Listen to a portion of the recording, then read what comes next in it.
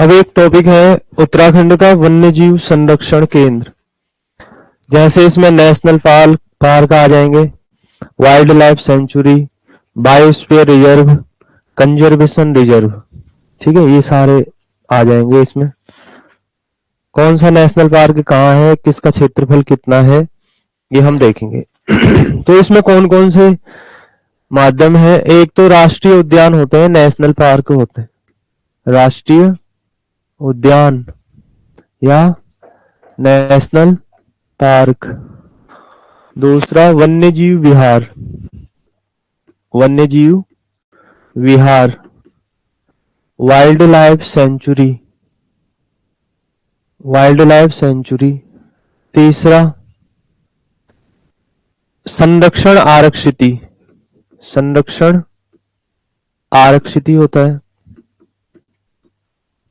संरक्षण आरक्षिति का मतलब है कंजर्वेशन रिजर्व।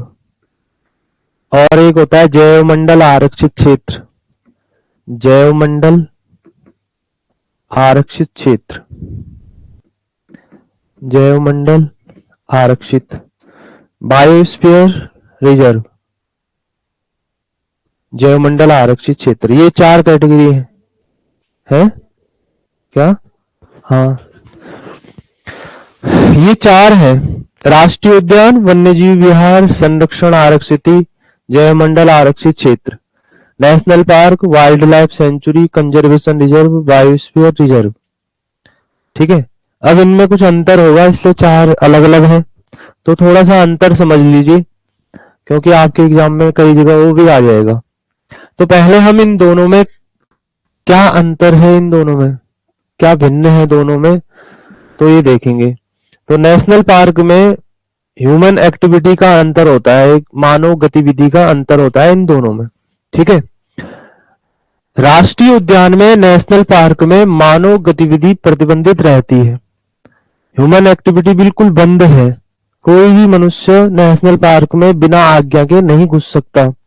और जैसे कुछ नेशनल पार्क पर्यटन के लिए खोले गए हैं, टूरिस्ट के लिए खोले गए हैं अलग से, लेकिन वहां भी उन्हीं क्षेत्रों में आप जा सकते हैं। सफारी अगर करने जाएंगे, सिर्फ वहीं तक घूम सकते हैं जहां तक आपको अनुमति मिली है।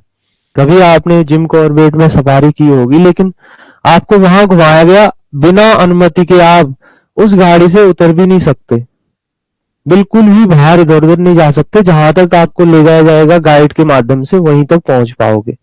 तो ह्यूमन एक्टिविटी प्रतिबंधित है इसमें। और यहाँ इसमें मानव गतिविधि में हल्की छूट दी जाती है। जैसे अगर आप नेशनल पार्क में यहां से जा रहे हैं हरिद्वार की साइड, और आपने देखा कि दोनों ओर राजाजी नेशनल पार्क है, हरिद्वार के दोनों ओर आप जा रहे हैं, तो रास्ते में आपने देखा राजाजी नेशनल पार्क है। अब आपने सोचा कि बहुत गर्मी हो रही है, और किसी को दोनों साथ में जोड़े में जा रहे थे, सोचा कोई जंगल की ओर चले जाएं, थोड़ा कुरकुरे वगैरह खा लें बैठ के छाया में। उसी समय फॉरेस्ट गार्ड पहुंच गया वहां, तो आपको एक्ट लगा देगा आप पे कि बिना आज्ञा के कैसे गए। भले ही वहां तार बाड़ नहीं होगी, जरूरी नहीं है हर जगह तार बाड़ लगाई हो, कहीं खुला क्षेत्र भी हो सकता है। आप तो कहोगे कहाँ लिखा है ऐसा कि हम दोनों नहीं बैठ सकते यहाँ पे, लेकिन उस एक्ट में, उस धारा में ये प्रावधान किया गया है, बिना आज्ञा के आप यहाँ कोई भी एक्टिविटी नहीं कर सकते, जा ही नहीं सकते उसके अंदर। और यहाँ पे वन्यजीव विहार में, वाइल्ड लाइफ सेंचुरी में थोड़ा बहुत छूट होती है। जैसे इतनी छूट भी नहीं है, आप कोर जोन में चले जाओ, बाहर वाले हिस्से में, बफर जोन वगैरह हिस्से में आप थोड़ा एक्टिविटी कर सकते हो जितनी आपको आज्ञा है। जैसे लकड़ियां चुन सकते हो, यहाँ से घास वगैरह काट सकते हैं लोग, गिरी हुई लकड़ियां उठा सकते हैं, तो हल्की छूट रहती है। ह्यूमन एक्टिविटी का ये अंतर है। दूसरा अंतर इन दोनों में क्या है? एक तो मैंने बताया मानव गतिविधि का अंतर है दोनों में। कहाँ बिल्कुल प्रतिबंधित है? नेशनल पार्क में। नेशनल पार्क में ह्यूमन एक्टिविटी अलाउड नहीं है, आप जा ही नहीं सकते वहां।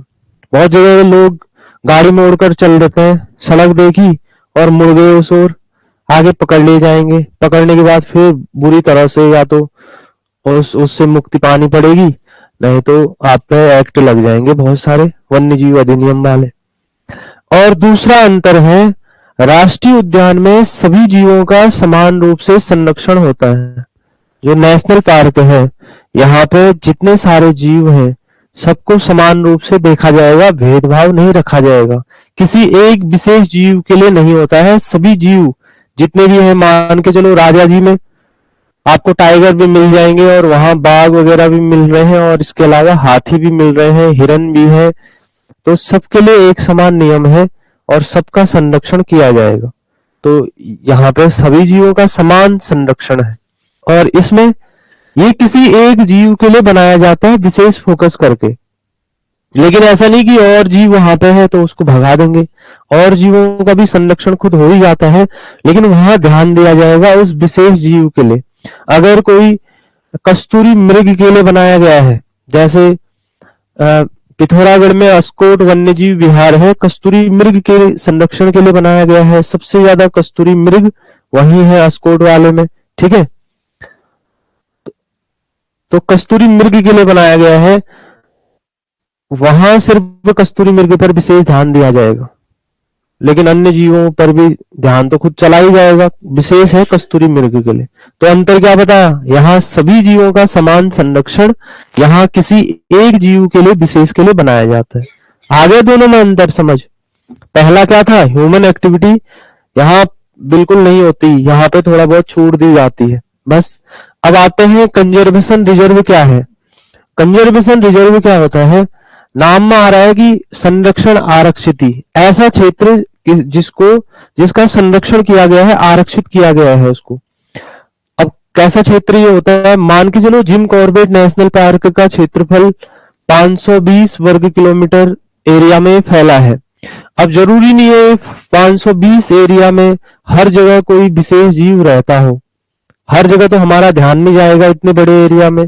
तो किसी विशेष क्षेत्र में अगर कोई ज्यादा जीव है, विशेष जीव है, तो इसको कंजर्वेशन रिजर्व बनाया जा सकता है, संरक्षण आरक्षित बना दिया जाएगा और उस पर फिर विशेष फोकस होगा उन जीवों को बचाने के लिए।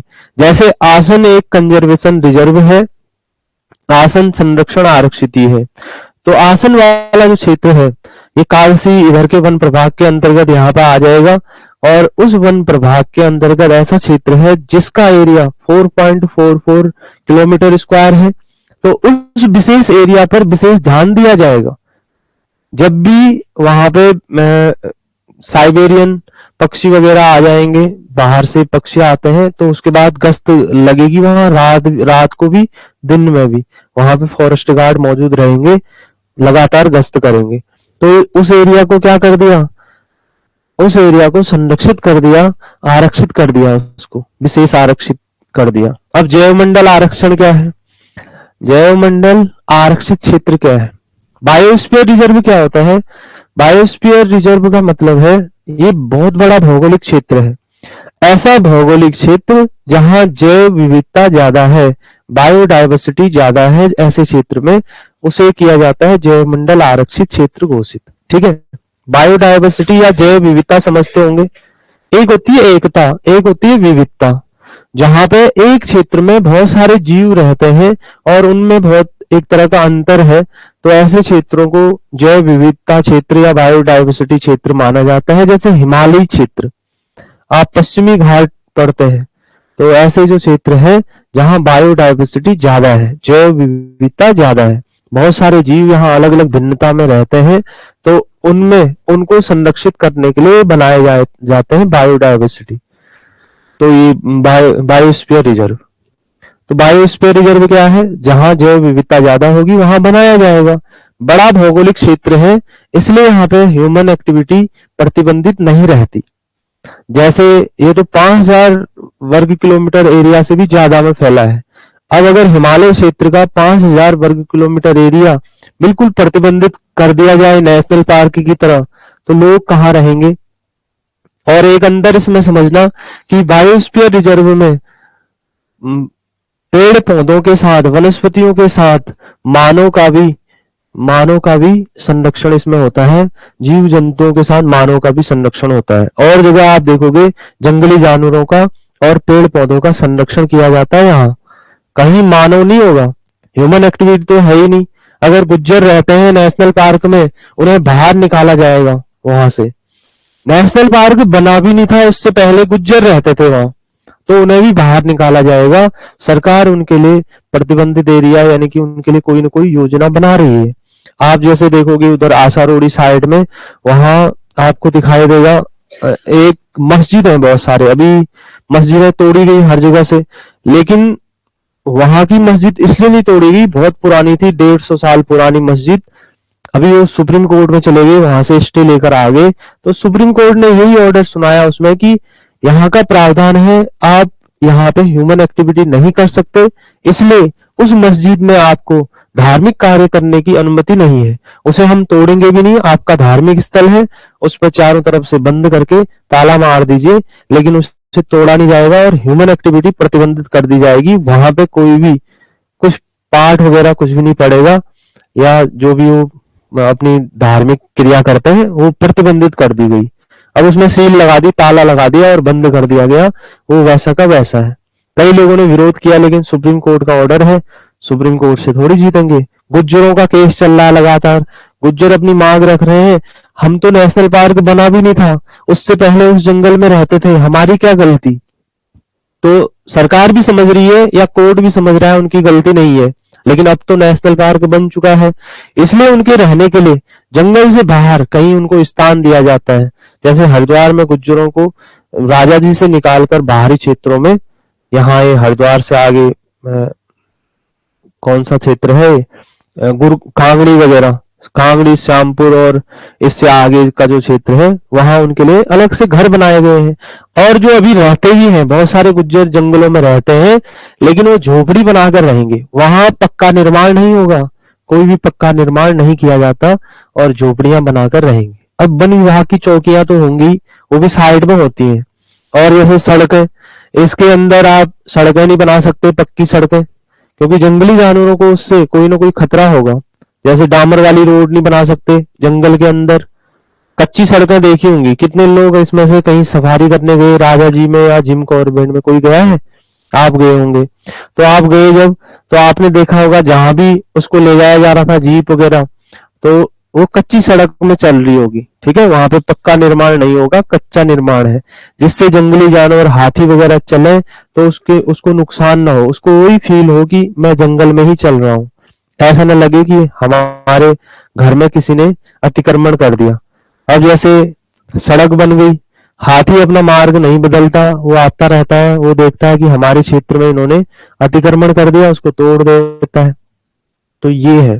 अब यहां से तो क्वेश्चन बन सकता है, लेकिन सबसे ज्यादा प्रश्न यहां से बनते हैं, नेशनल पार्क कहाँ है, इसकी स्थापना कब हुई, कब वो बना, और एरिया कितना है, कौन कौन से डिस्ट्रिक्ट में फैला है, और कुछ विशेष होते हैं जहां पे जैसे जिम कॉर्बेट में सबसे ज्यादा हाथी, सबसे ज्यादा बाघ, जिम कॉर्बेट में हाथी और बाघ, जैसे टाइगर रिपोर्ट वगैरह आती है, बाघ गणना आती है, तो उसमें सबसे ज्यादा हाथी कहाँ पाए गए, जिम कॉर्बेट। राजा जी में मत करना, सबसे ज्यादा हाथी है जिम कॉर्बेट में, सबसे ज्यादा बाघ है जिम कॉर्बेट में, सबसे ज्यादा चित्तल है जिम कॉर्बेट में। चित्तल होता है जैसे भूरा भूरा टाइप का, उसमें दाग जैसे रहते हैं, शिकार है वो उनका, जंगली जानवरों का। चित्तलों की कोई गिनती नहीं होती, आपने बहुत जगह यहाँ देख लिए होंगे, चित्तल आसपास कहीं जाते हैं तो बहुत सारे आ जाते हैं, लेकिन कभी कभी गिनती की जाती है, सबसे ज्यादा वही है।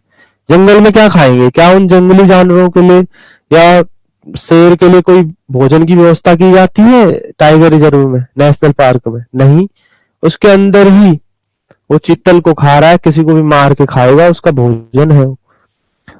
तो ये अंतर है इसमें। बाकी पार्क वगैरह होते हैं वो तो अलग होते हैं,